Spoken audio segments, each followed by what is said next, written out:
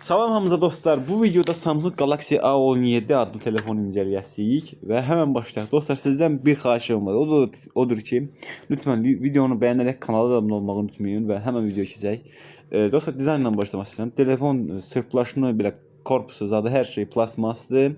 Görmüş olduğunuz 3 dənə kamerası var. Biri 50 megapikseldir, biri dərinlik sensordur, biri də geniş bucaqlı kameradır. Geniş bucaq kamerası da o qədər güclü deyil. LED flashimiz də olduqca balacadır. Burada gördüyünüz olduğunuz bu çərçivə də plastikdir. Yəni burada heç bir metal çərçivədən söhbət gedə bilməz. Dostlar, telefonun öndən görünüşü, məsələn, burada damla belə kamera mövcuddur. Bu da qalın çərçivəni etibar eləyir. Görünsün, qalın çərçivəli telefonda biraz yaxşı görünməyə bilər. Amma ki, bu telefon 5C idi. Mən onu yenə deyim sizə. Telefonun Antutu xalını görürük. Yəni burada 473.905 xalı mövcuddur. Prosesoru da görmüş olduğunuz kimi performansı daha az itirir. Bu da yaxşı bir məsələdir ki, yəni isindikcə siz oyun performansının azaldığını görməyəsiniz. Görmüş olduğunuz Traknikində yaxşıdır da yəni. İndi texniki detallarına keçək. Dostlar, telefon həqiqətən də 5G-ni dəstəkləyir.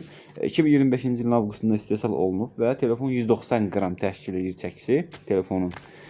Dostlar, telefonun ekranı da qorunaqlıdır. Yəni AMOLED, Super AMOLED bir ekrandır və Victus-dan qorunur.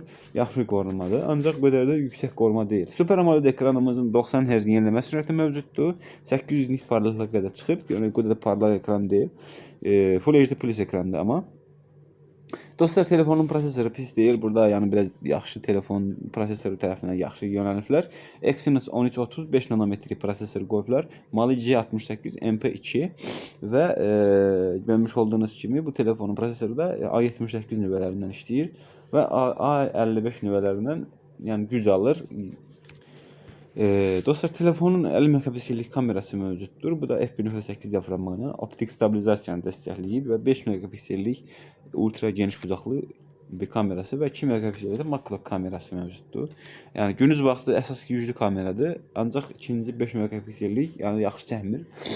Sadəcə geniş bucaqlı şəkillər çəkir. Onda mən çox istifadə edəmirəm. Amma mənə xoşuma gəlir. Yəni geniş bucaqlı kameranın olması telefonda bir üstünlük kimi görürəm bunu.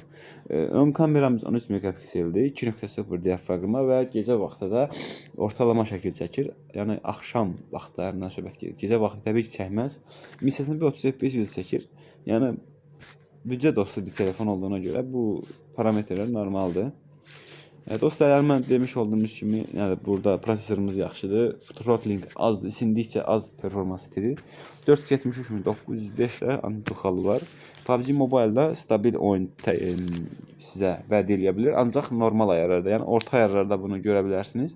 Yüksək ayarlarda görmüş olduğunuz kimi, yəni isinmə yuxarı olasıdır. Throttling olduqca da FPS düşür və telefonun batarya problemi yaşanacaqdır.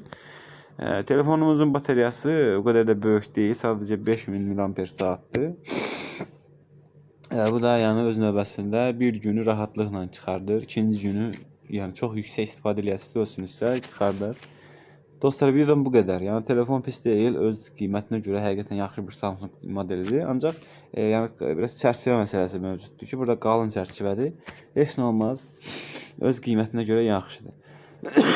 Dostlar, telefon videosundan bu qədər.